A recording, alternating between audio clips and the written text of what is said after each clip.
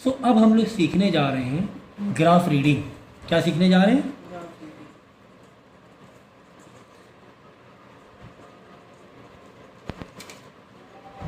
ठीक है, देखो अभी हमने क्या सिखाया है आपको। देखो अगर हम स्टार्टिंग से बात करें तो मैंने आपको स्टार्ट किया था यूनिट कन्वर्जन से। ठीक है, आप शायद लेक्चर में नहीं थे, या फिर अब चलो मैं एक स्टार्टिंग तरीके से अगर मैं बात करूं, अगर आपको 11th-12th की फिज़िक्स मैथ केमिस्ट्री को डील करना है तो बेसिक कॉन्सेप्ट मालूम होने चाहिए।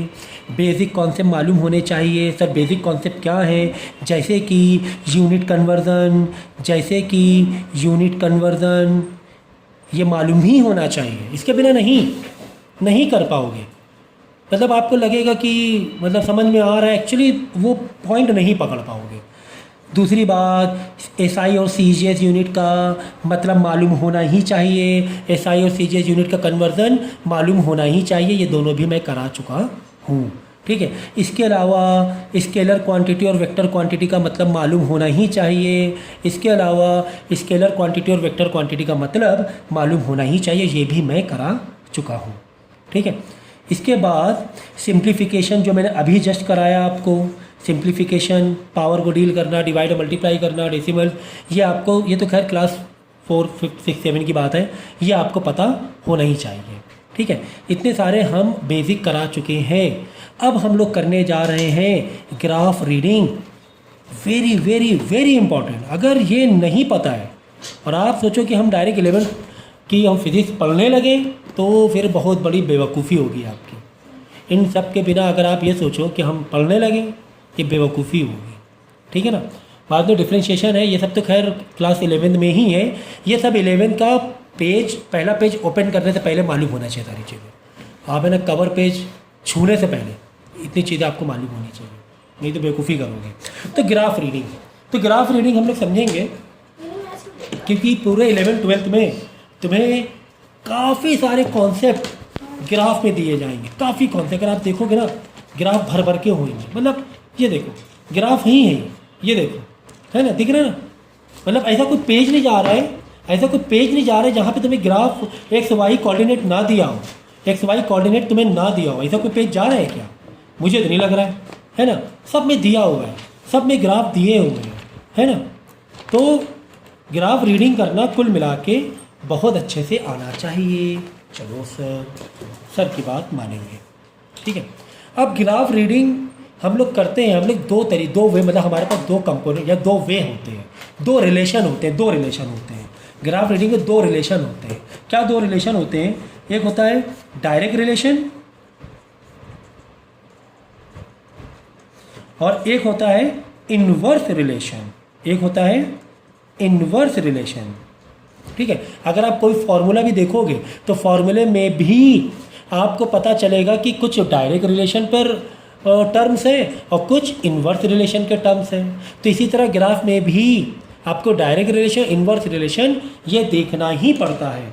तो डायरेक्ट रिलेशन को अगर मैं ब्रैकेट में लिख दूं बिलो 90 डिग्री तो थोड़ा इजी नहीं पड़ेगा समझना। इनवर्स रिलेशन को मैं लिख दूं अबाउ 90 डिग्री तो क्या हमें रीडिंग करना इजी नहीं पड़ेगा?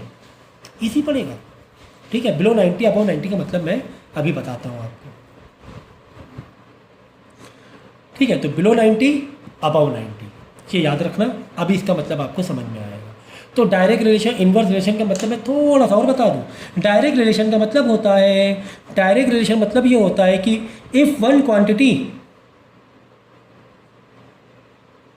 Increasing so other quantity also increasing, ये होता है डायरेक्ट। या फिर इफ वन क्वांटिटी डिक्रीजिंग तो अदर क्वांटिटी ऑल्सो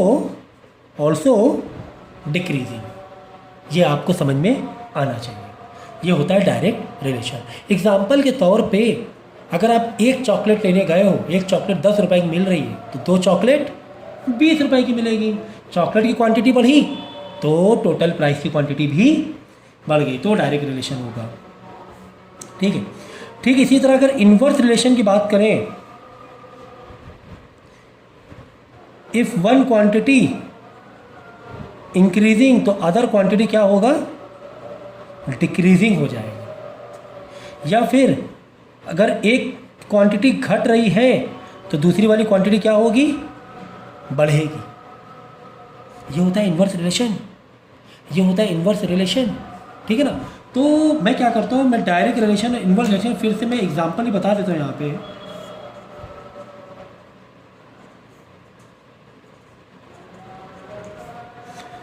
एग्जाम्पल ये तो बता दिया मैंने क्या है चीज़। एग्जाम्पल 1 चॉकलेट 10 रुपए की, सो 5 चॉकलेट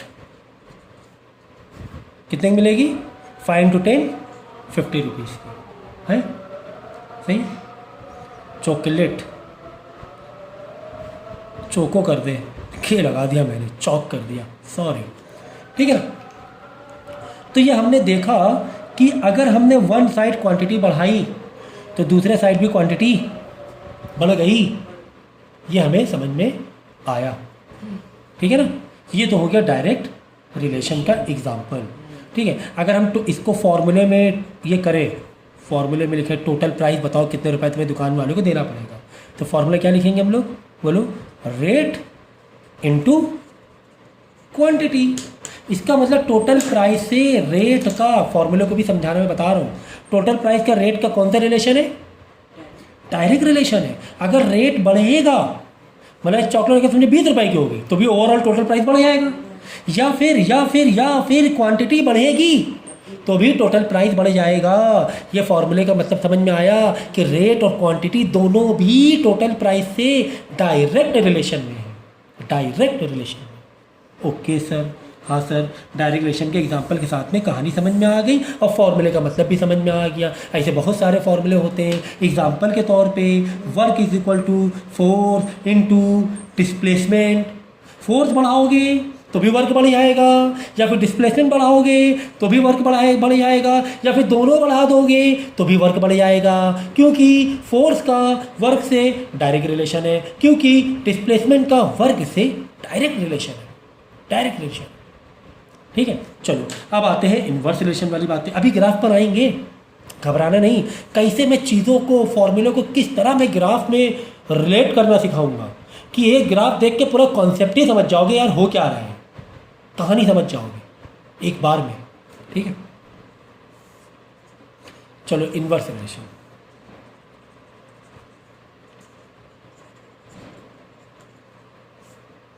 एग्जाम्पल बताओ इन्वर्स का कि यार एक घट रहा है एक बढ़ रहा है। सोचो, जैसे कि एक वो घर बनाना है, एक वन हाउस बनाना है, ठीक है ना, वन हाउस बनाना है। अगर 5 लेबर मिल के उस हाउस को 30 दिन में बना पा रहे हैं, इसका मतलब हम कह सकते हैं अगर लेबर बढ़ा दें, लेबर 10 कर दें, क्या वो 15 दिन में घर पूरा नहीं हो जाएगा। लेबर को 10 कर दें, बढ़ा दें लेबर को उसी एक घर को बनाने के लिए, मतलब यहाँ पर हमने क्वांटिटी बढ़ाई तो यहाँ पर क्वांटिटी घट गई। ये हम आपको समझाने की कोशिश कर रहे हैं। ये इन्वर्स रिलेशन है, ये इन्वर्स है। बहुत सारे ऐसे एग्जाम्पल हैं, जैसे कि speed is equal to distance upon time. Speed is equal to distance upon time. भाई स्पीड और डिस्टेंस में क्या हमेशा रिलेशन इक्वल टू से देखा जाता है, इसे मत देखना। हमेशा रिलेशन कैसे देखेंगे, इक्वल टू से। स्पीड और डिस्टेंस में क्या रिलेशन है, डायरेक्ट है, क्योंकि डिस्टेंस जो है वो न्यूमरेटर में है, लेकिन स्पीड और टाइम में क्या रिलेशन है, कैसे बता रहा हूँ मैं, कैसे मैं बता रहा हूँ, देखो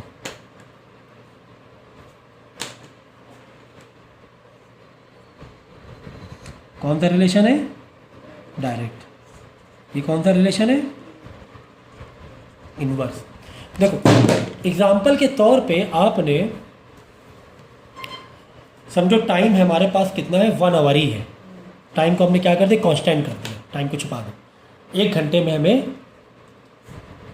तुम्हारे 2 डिस्टेंस है, लखनऊ और दिल्ली, ठीक है, 80 किलोमीटर और 250 किलोमीटर, ठीक है ना।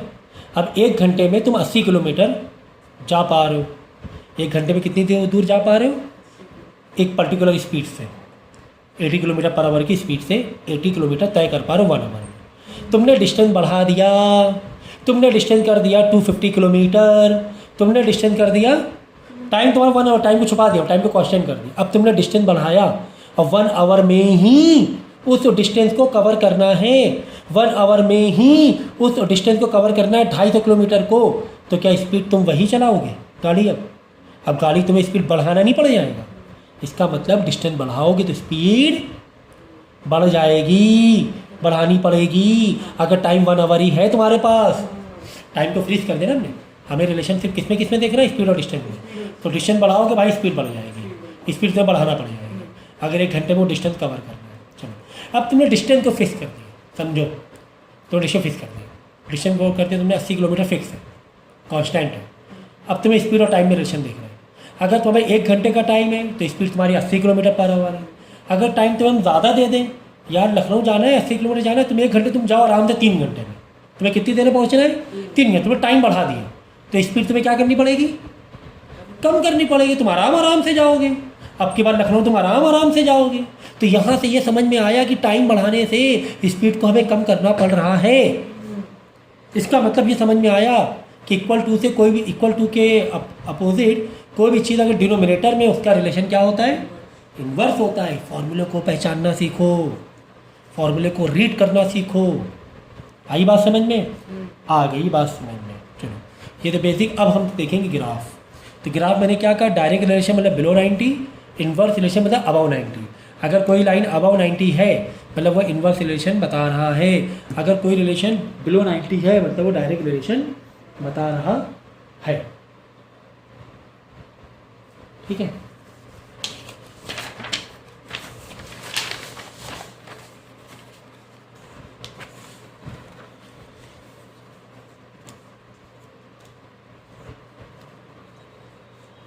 देखो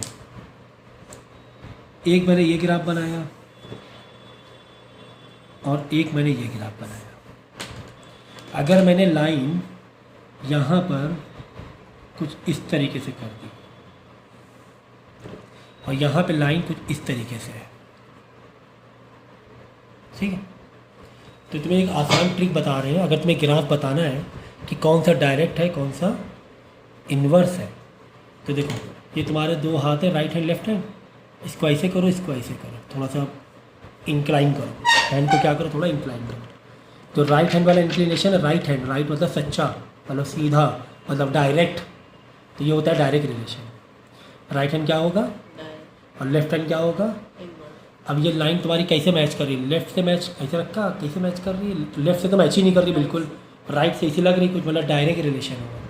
ये क्या हुआ? डायरेक्ट रिलेशन हुआ। जो लाइन देखो ये लेफ्ट से मैच कर रही है मतलब इन्वर्स रिलेशन हुआ। खेल खत्म, खेल खत्म हो गया। ग्राफ को रीड करना तुमने सीख लिया। एक छोटी सी ट्रिक से तुमने ग्राफ को रीड करना सीख लिया कि सर ये ग्राफ तो बता रहा है डायरेक्ट रिलेशन, सर ये ग्राफ तो बता रहा है इन्वर्स रिलेशन, है ना? है ना सर? ठीक है, तो देखो अब इससे पता चलो क्या लाइन से फिर भी कुछ और भी तो फीलिंग आनी चाहिए हमारे पास, आएगी और फीलिंग।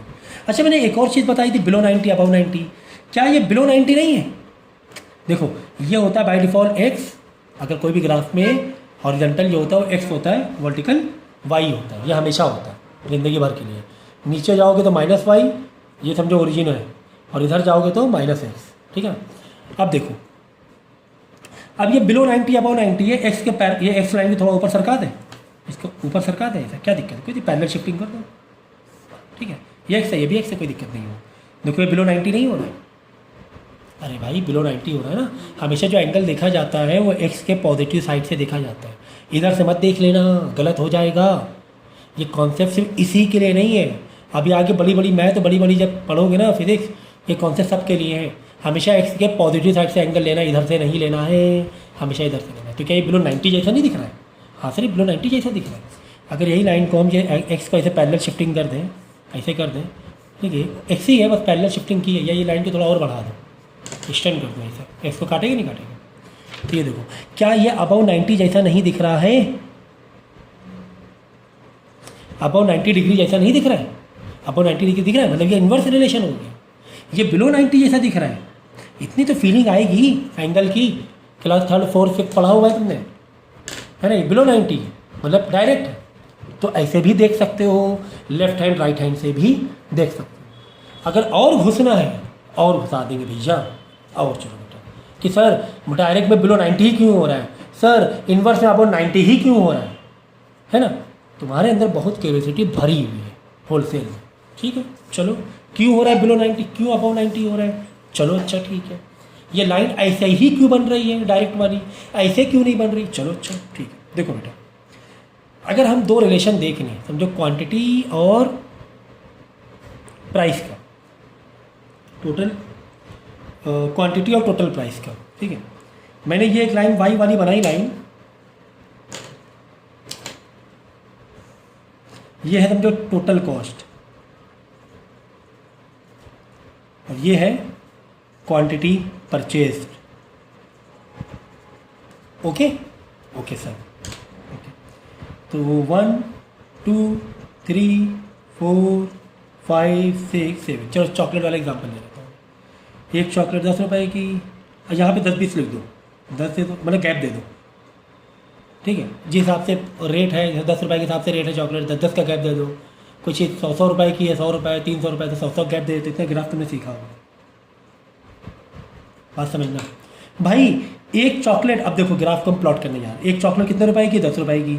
एक चॉकलेट, ये क्वांटिटी परचेज खरीदी तो 10 रुपये की खरीदेंगे हम। 2 चॉकलेट खरीदेंगे, कितने खरीदेंगे? 20 रुपये की, बढ़ जाएगा रेट। ए 20 रुपये की। 3 चॉकलेट, ए 30 रुपये की। 4 चॉकलेट, ए 40 रुपये की। देखो 40 रुपये है ना, 4 चॉकलेट 40 रुपये। 5 चॉकलेट, ए 50 रुपये की। भाई ये पॉइंट को जोड़ दो, जो जोड़ दिया, डायरेक्ट रिलेशन आया कि नहीं आया? टोटल कॉस्ट और क्वांटिटी परचेज डायरेक्ट रिलेशन आया कि नहीं आया? कि जितनी तुम क्वांटिटी बढ़ाते जाओगे टोटल कॉस्टिंग भी बढ़ती जाएगी। यही तो डायरेक्ट रिलेशन है। बिलो 90 वाली लाइन आई कि नहीं आई बनकर? हाँ या ना बोलेंगे? आई है। इसलिए बिलो 90 को हम लोग डायरेक्ट रिलेशन बोलते हैं। इन्वर्स का भी एक एग्जाम्पल दे देते हैं, इन्वर्स का भी एक एग्जाम्पल दे देते हैं। चलो इन्वर्स के लिए क्या दे दो मालूम है? इन्वर्स के लिए दे दो तुम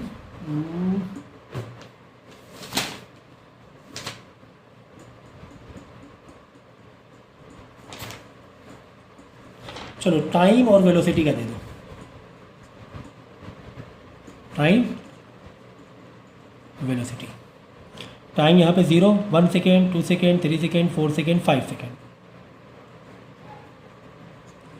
वेलोसिटी 10, 20, 30, 40, 50, ये वेलोसिटी आ रही है। ठीक है, ठीक है, ठीक है सर। तुमने क्या किया था जब तुमने किसी गाड़ी को देखा, कोई गाड़ी तुम्हारे घर की तरफ आ रही है, कोई गेस्ट आ रहे घर की तरफ, ठीक, तुमने थोड़ा दूर से देख लिया उन्हें, तुमने पहले सेकंड में दूर से देख लिया वो गाड़ी है ना, गेस्ट है ना, गेस्ट आपके आ रहे हैं, तुमने विंडो से झाँक कर देख लिया, गैलरी से देख लिया आ रहे हैं। जब तुमने देखा पहले सेकंड में, तब उनकी वेलोसिटी कितनी थी? 50 मीटर पर सेकंड थी। कितनी वेलोसिटी थी? 50 मीटर पर सेकंड। तुमने दूर से देख लिया, हाँ वो हमारी तरफ आ रहा है, हमारे घर में आ रहे हैं। तो पहले सेकंड में, जब पहले सेकंड तुमने देखा, तब उनकी वेलोसिटी कितनी थी गाड़ी की? 50। अब वो तुम्हारे घर की तरफ आ रहे, क्या वो धीरे धीरे ब्रेक नहीं मारेंगे? ब्रेक मारेंगे, अपनी वेलोसिटी को कम नहीं करेंगे? कम करेंगे। तो जब 2 सेकंड हुए तो तुमने ऑब्जर्व किया 2 सेकंड में उनकी गाड़ी की स्पीड 40 हो गई, कम की, यानी ब्रेक मारते जा रहे हो। फिर 3 सेकंड हुए तो तुमने ऑब्जर्व किया 3 सेकंड में उनकी गाड़ी की स्पीड 30 हो गई। फिर 4 सेकंड हुआ, 4 सेकंड तुमने देखा उनकी गाड़ी की स्पीड 20 हो गई। फिर 5 सेकंड हुआ, 5 सेकंड तुमने देखा उनकी गाड़ी की स्पीड 10 हो गई। फिर 6 सेकंड में उनकी गाड़ी की स्पीड 0 हो गई, मतलब ब्रेक पूरा मार दिया, पूरी रुकी गाड़ी। अब बात समझ में आई कि यहाँ पर वेलोसिटी और टाइम में जब हम ब्रेक मार रहे हैं, जब हम ब्रेक मार रहे हैं तो इन्वर्स रिलेशन मिल रहा है। तो इन्वर्स रिलेशन में सारे पॉइंट को जोड़ दो, आया ना इन्वर्स। तो इन्वर्स रिलेशन अपने आप में क्या कह रहा है? ये ग्राफ को तुम रीड करने जाओगे तो ये ग्राफ कह रहा है कि टाइम के साथ में वेलोसिटी कम होती जा रही। टाइम तो कम नहीं हो सकता मेरे भाई, टाइम कहाँ कम हो जाएगा? टाइम को तुम कम कर सकते हो? टाइम को पीछे ले जा सकते हो? नहीं, टाइम को तुम्हें ऐसे ही जाना पड़ेगा। तो टाइम बढ़ता जा रहा है लेकिन वेलोसिटी कम होती जा रही है, क्योंकि इनवर्स तुमने दूर से ही देख लिया भाई ये लेफ्ट हैंड है, मतलब टाइम बढ़ेगा तो वेलोसिटी कम होगी, मतलब ब्रेक मारा जा रहा है, तुमने दूर से एक पल में निकाल लिया, एक पल में निकाल लिया। और यहाँ पर ये कहानी होती, यहाँ पर टाइम होता है, यहाँ पे वेलोसिटी होती है और लाइन ऐसे होती। इसका मतलब गाड़ी एक्सेलरेट कर रहे हो तुम, टाइम के साथ में वेलोसिटी बढ़ती जा रही है। तो ग्राफ देख के कहानी को समझो। ग्राफ देखकर अक्सर बच्चे 11th 12th में आ जाते हैं, फंसे रहते हैं, उनको नहीं वो अप्रोच से समझ पाते, वो चीज़ करते तो हैं, रिजल्ट भी ठीक आ जाता है, वो कोई दिक्कत नहीं है। ठीक से मतलब हाँ 60-70 वाला, 60-70 ही वाला आएगा फिर अगर ऐसे पढ़ाई करोगे। तो चीज़ों को फील करना सीखो, अप्रोच समझो। एक अप्रोच होता है 11th 12th की पढ़ाई करने का। 9th 10th के जैसे पढ़ाई नहीं कर सकते हो आप। जबकि 9th 10th में ग्राफ थे। अब आप खुद अपनी नॉलेज को अपडेट करो। क्या उस टाइम ये ग्राफ समझे थे? नहीं समझे थे, आपको नहीं समझे थे, नहीं टीचर उतना डीपली आपको सिखाया। जबकि थे ग्राफ, 9th में भी थे, 10th में भी थे। अब 11th 12th के आके पढ़ाई टोटल कॉन्सेप्ट बेस में हो गई है ना, टोटल कॉन्सेप्ट बेस में हो गई। फिर आप ऐसे क्वेश्चन को रट के नहीं कर सकते, किसी हाल में नहीं कर पाओगे। ठीक है, तो ये आज ग्राफ रीडिंग हमने सिखा दिया आपको। तो कुछ बुक से भी एग्जाम्पल मैं बता देता हूँ, इतना ही नहीं पूरा होगा। देखो यहाँ दिया हुआ डिस्प्लेसमेंट और टाइम का ग्राफ। डिस्प्लेसमेंट टाइम में ग्राफ में क्या हो रहा है, ये दोनों जो लाइन है ये डायरेक्ट रिलेशन है कि इनवर्स है?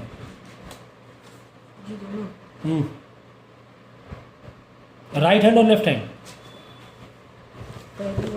अरे बिलो 90 या अबव 90 बताओ भाई। एक्स में एंगल ये अबव 90 बन रहा है, ये अबव 90, तो ये 90 होता है, ये होता है 90। सब 90 के अंदर नहीं दिख रहे हैं तुम्हें, तो बिलो 90। और राइट हैंड लेफ्ट हैंड रखो ना मेरे भाई, राइट हैंड आ रहा है, मतलब डायरेक्ट रिलेशन हो रहा है। इसका मतलब ये हो रहा है कि टाइम के साथ में डिस्प्लेसमेंट भी क्या हो रहा है, बढ़ रहा है। टाइम के साथ में डिस्प्लेसमेंट भी बढ़ रहा है। ठीक है, लेकिन एक ए है और एक बी है, एक तुम हो एक तुम्हारा फ्रेंड है। अब यहाँ से अच्छा बताओ, ग्राफ को रीड करना मैंने क्या सिखाऊंगा मैं? तुम यहाँ पर बताओ कौन तेज भाग रहा है, ए या बी? बोलो, ए या बी? ए भाग रहा है तेज। कैसे सर, कैसे? देखो ये डिस्प्लेसमेंट है, ये टाइम है। अच्छा, ये जो ए और बी में कौन डिस्प्लेसमेंट के पास ज़्यादा चिपका हुआ है? ए वाला है ना, ऐसे ज़्यादा है, बी वाला इधर ज़्यादा है, ए वाला इधर ज़्यादा है।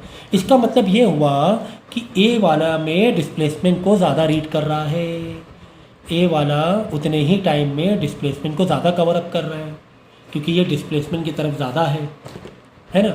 ठीक है ना, बात समझ में? कैसे देखो, अगर तुम स्केल रख के भी देखोगे अभी पता चल जाएगा। दोनों लाइन के लिए स्केल रख के भी देखोगे, कोई बात नहीं, चलो मैं पेन रख के देखता हूँ। देखो जैसे 1 सेकेंड हुआ, 1 सेकेंड में बी वाला, ये देखो 1 सेकेंड में बी वाले को ऐसे रीड करो। 1 सेकेंड बी वाला कितना मीटर गया? 10 से कम ही है, 5 से भी कम है। लेकिन वही 1 वाले में ए तक टच करोगे तो 10 तक जा रहा है कम। 3 वाले में देखो, 3 वाले में 3 सेकेंड में, 3 सेकेंड में रुके, इधर मुड़ जाओ, ये 10 मीटर, यानी 3 सेकेंड में बी वाला कितना दूर गया? 10 मीटर गया।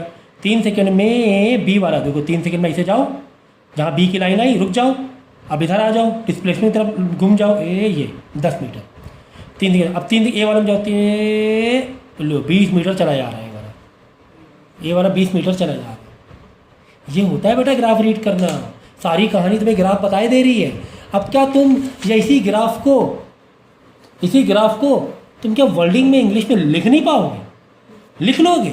एक्चुअली में क्या हो रहा है ये लिखा ही हुआ है। यहाँ जो तुमने ग्राफ रीड करके सीखा है ना एक नज़र में, उसे लिख देना है। तो याद कहाँ करना हुआ, थ्योरी कोई भी याद करना जैसा कुछ नहीं होता है। ठीक है, दिमाग से निकालना भी याद करना जैसा कुछ है। याद क्या करना मालूम है? फॉर्मूले। इतने भर के फॉर्मूले हैं, इतने होलसेल में फॉर्मूलेज हैं, फॉर्मूले याद करने हैं तुम्हें।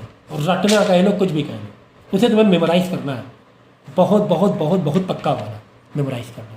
ठीक है, तो चैप्टर हम लोग डील करने का तरीका पता ही आप लोगों को, जो बच्चे मुझसे जुड़े हुए हैं। हम लोग एक चैप्टर को 2 बार, अच्छे 3 स्लॉट में ख़त्म करते हैं।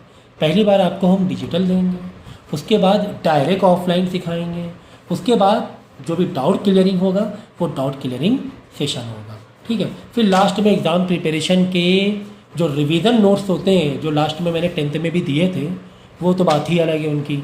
उसमें हम लोग क्या करेंगे, पूरे पूरे एक चैप्टर का 2-2 पेज में सिकोड़ के ला के रख देंगे। अब पूरे पूरे चैप्टर को 2-2 पेज में ख़त्म कर देंगे। तो आप बोलोगे सर अभी आप डायरेक्ट क्यों नहीं कर देते हैं? तो अगर हम डायरेक्ट 2 पेज में पूरे चैप्टर ख़त्म करेंगे आपको समझ ही में नहीं आएगा, ठीक है ना। तो इस तरीके से एक एक चैप्टर को हम लोग 3-3 4-4 स्लॉट में पूरा करेंगे। पहले डिजिटल लेक्चर चलेंगे, उसके बाद डायरेक्ट लेक्चर चलेंगे, उसके बाद डाउट सेशन होगा, उसके बाद रिवीजन और एग्ज़ाम प्रिपरेशन कराई जाएगी, ठीक है। जिससे कि चैप्टर को बहुत अच्छी तरीके से पक्के से पक्का समझ लो, ठीक है। अच्छा, एक सवाल और नहीं आपके दिमाग में गूंजा कि सर ना तो ऐसा हो ना तो ऐसा हो, लाइन अगर ऐसे आ जाए सीधी खड़ी हुई या सीधी लेटी हुई आ जाए तो कैसे रीड करना है? ठीक है, तो देखो भाई, अगर सीधी लेटी हुई आ गई लाइन, समझो डिस्प्लेसमेंट और टाइम में क्या हो रहा है मालूम है? यहाँ पर टाइम रुक सकता है क्या? नहीं, टाइम बढ़ता जा रहा है, लेकिन डिस्प्लेसमेंट तुम बढ़ रहे हो क्या? नहीं। पहले सेकंड में भी 30 मीटर दूर थे, दूसरे सेकंड में भी 30 मीटर दूर हो, चौथे सेकंड में भी 30 मीटर दूर हो, यानी तुम वहीं पर रुके हुए हो, यानी कि तुम वहीं पर रुके हुए हो, तुम टाइम पास कर रहे हो कहीं पर रुककर। ये बात हुई कुल मिलाकर, ठीक है ना। ऐसे ग्राफ, अगर हम ग्राफ को ऐसा बना दें सीधी लाइन, तो भाई टाइम वाले ग्राफ में सीधी लाइन बनना पॉसिबल ही नहीं, टाइम को रोक नहीं सकते, क्योंकि डिस्प्लेसमेंट बढ़ता जा रहा है, टाइम 3 सेकेंड ही है। It is not possible, but other दूसरी क्वांटिटी में पॉसिबल है अगर टाइम नहीं है तो। ठीक है, कोई ग्राफ को रीड करना, मतलब ये जो इतनी बड़ी इंग्लिश लिखी है ना, तुमने एक नज़र में समझ लिया। ये इतनी बहुत से जो लिखी है ना, एक पेज के बराबर, तुमने एक नज़र में समझ लिया हो क्या रहा है। भाई ये टाइम है, ये क्या है? डिस्प्लेसमेंट है। पहले क्या हो रहा है, तुम कहीं पर जा रहे हो दूर, ठीक है, स्पीड तुम्हारी ज़्यादा थी। क्यों स्पीड ज़्यादा थी? कि कम टाइम में बहुत ज़्यादा तुमने कवर किया। बाद में ए से बी में थोड़ा झुक गए, टाइम की तरफ झुका, मतलब टाइम ज़्यादा ले रहे हो, टाइम की तरफ झुका ना, टाइम ज़्यादा ले रहे हो, मतलब टाइम ज़्यादा ले रहे हो, धीरे चल रहे हो, ठीक है, लेकिन अभी भी आगे बढ़ रहे हो, अभी भी आगे बढ़ रहे हो, इधर जा रहे हो मतलब आगे बढ़ रहे हो अभी भी। फिर बी से सी में तुमने क्या किया? बी से सी में सर टाइम तो बढ़ रहा है, लेकिन हम कहीं आगे बढ़ ही नहीं रहे। यहाँ पर भी उतने मीटर में, सी में भी उतने मीटर, अच्छा खासा टाइम हमने गंवा दिया, ठीक है, कोई काम था कर लिया तुमने, शॉपिंग तुमने कर ली, ठीक है। फिर सी से भी में उल्टा ग्राफ आया, टाइम तो बढ़ ही रहा है, टाइम तो बढ़ेगा ही, लेकिन डिस्प्लेसमेंट पीछे आ रहे हो, वापस पीछे आ रहे हो, मतलब घर वापस आ रहे हो, वापस डिस्प्लेसमेंट 0 आ गया, 0 मतलब वापस में अपने घर आ गए। तो यही कहानी पूरी इंग्लिश में लिखी हुई थी। ये था खेल ग्राफ का रीड करने में, ठीक है। तो मुझे लगता है आज के लिए इतना काफ़ी है, इसको प्रैक्टिस करो, भर भर के प्रैक्टिस करो।